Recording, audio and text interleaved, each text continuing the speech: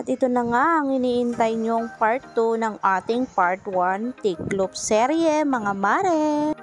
Ngayon nga lang ulit ako nakapag-upload ng video mga mare dahil nawalan nga kami ng internet. Diyos ko po, 24 hours nga kaming nawalan ng internet, kaya naman hindi nga ako makapag-edit ng i-upload kong video.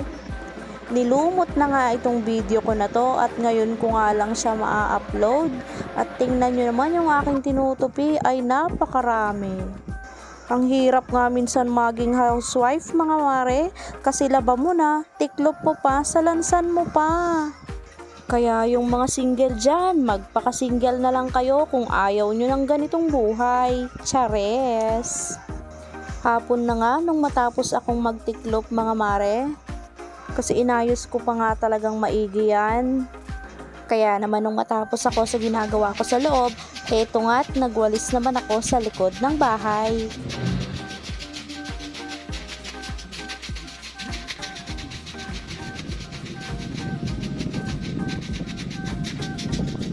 Napakahangin nga dyan mga mare, kaya masarap tumambay. Binawasan ko nga rin pala tong dahon ng sambong. Ito nga pala ay halamang gamot mga mare. Binawasan ko nga pala dyan para magmukha naman siyang malinis. Pag sumasakit nga yung tagiliran ko ay ito lang yung nilalaga ko at saka ako iniinom.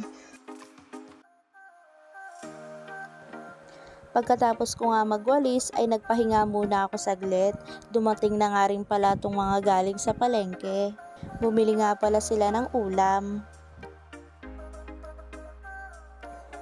Ito nga pala yung pinabili kong ulam mga mare. Liempo nga pala ito dahil magluluto ako dyan ng sinigang.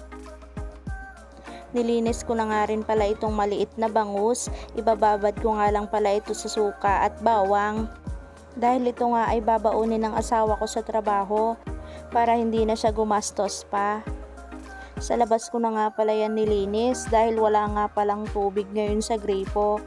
Buti na nga lang at meron kaming imbakan ng tubig para nga kahit walang tulo sa gripo ay meron pa rin kaming makukuhang tubig sa tangke. Niready ko na nga pala yung pambababad ko sa bangus. Pinitpit ko nga lang pala tong bawang. Nilagyan ko na rin ng suka, konting paminta at konting asin. At hinalo-halo ko nga lang ito hanggang sa ma-dissolve lahat at saka ko nilagay ang bangus. Dinidiinan ko nga pala dyan para nga masipsip niya yung suka. Tinakpan ko na nga ito at inilagay sa ref. Kinahapunan nga mga mare ay niluto ko na nga pala yung sinigang na baboy. Ginisa ko nga pala ito sa patis. Nilagay ko na nga rin pala yung gabi.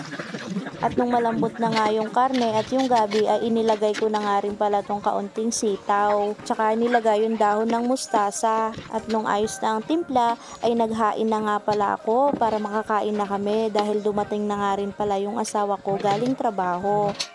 At dahil dyan, hanggang dito na lang ulit mga mare ang aking video. Salamat sa panonood!